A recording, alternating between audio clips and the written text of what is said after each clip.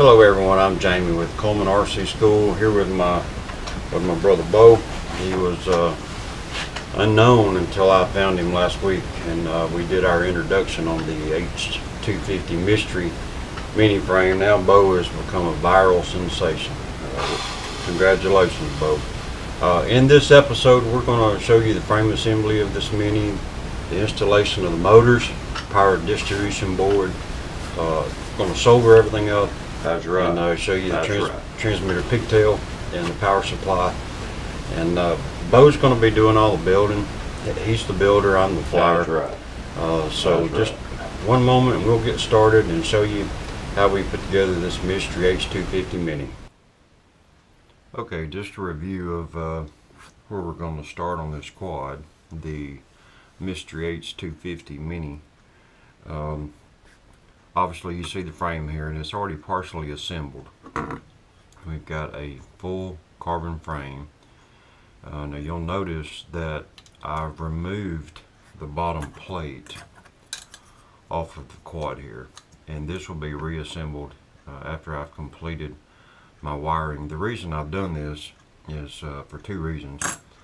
If you'll notice, I've already installed the power distribution board, and in order for me to attach it to this top plate with my nylon screws and nuts, I needed access there.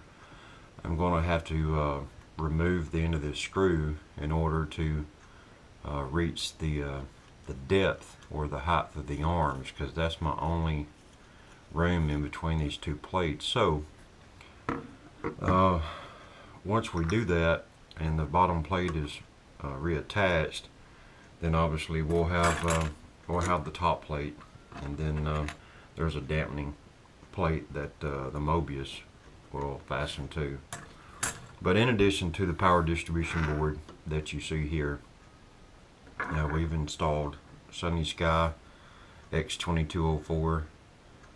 These are 2300 kV. I fly these motors on another Mini and they do really good.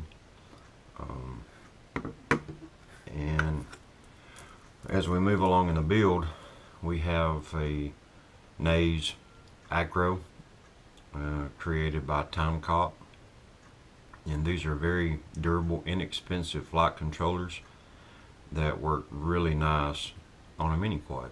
They're easy to set up. There's two configurators online. One is called Base Flight, one is called Clean Flight. I prefer the original Base Flight simply because that's what I've learned on, and just haven't taken the time to re-educate myself on Clean Flight. But what we'll be doing is mounting this right above the power distribution board, and you'll notice that there's an arrow right here that faces the front of the quadcopter. But in our purposes, we're going to rotate this 90 degrees in this configuration here, and if you'll notice, the arrow is pointed to the right 90 degrees. But what we'll do is when we eventually get into our setup in Base Flight, we'll do a CLI command that will change the orientation of the board, and then the flight controller will understand the new forward position of the Mini. So it will mount like this, and we'll eventually have that wired in as well, and it'll make for a nice clean mount. Very important that the flight controller be at the center of gravity of the quad. So we'll have our PDB here, and we'll have the FC here, and then everything will be tucked in nice and neat. Now you'll see that I've already mounted the motors. They come with some really nice, durable, and heavy hex head screws, and I only need 2 in this build per motor. And then I've mounted these very nice atomized standoffs. All of these came with the Mystery 250, so I was impressed with that, as well as the standoff or landing gear. So our next step is to introduce our Velotech Magic 12A 12 amp ESCs, and I've looked a lot at the best way to mount these. I prefer to mount them in between the bottom plate and the top plate, but there's just simply not room or thickness in between the frame to do that, and I was kind of disappointed in that. But what we're going to do here is we're going to mount these out on the arms, such as this, and we'll have another one mounted here, and then we'll bring in our positive and negative wires to the power distribution board, and then we'll solder directly to the motor wires and have those tucked away nice and neat. So that's the next step prior to the original assembly of the frame. Went ahead and mounted up my power distribution board. Some like to mount or solder up everything loose and then mount to the frame. I preferred this time just to go ahead and mount up the motors. Everything, I don't know, it holds it for you, and it gives you an opportunity to get your soldering iron out and start putting everything together. And you can, to me, it helps me understand a better layout of the frame and how everything's going to lay and look and wire together. So this is part 2 of the Mystery H250, and we'll come back in just a moment after we've soldered everything together, and we'll show you next steps. Okay guys, now we have everything soldered up. we've got our ESC soldered to our motors, each one of them.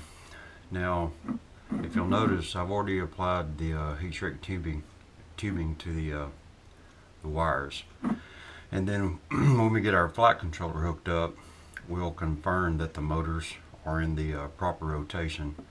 But one thing to draw your attention to, I've already soldered in my power supply coming from a battery, and another important thing to do if you're flying FPV, and most people who fly minis are, is go ahead and solder you a male pigtail in that will supply power to your video transmitter. Now you can do this off the balance port of the battery, but I don't know, it's just aggravating to me to have to do that.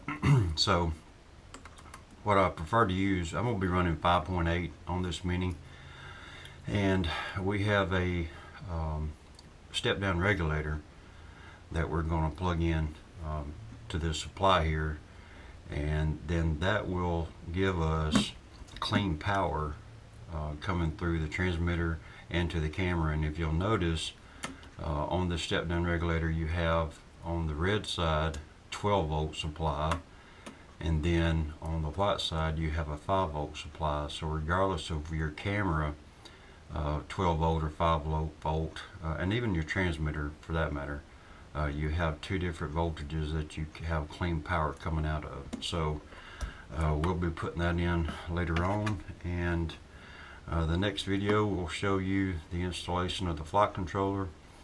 We'll go ahead and secure all of our wires after we've confirmed rotation, and that will be part 3.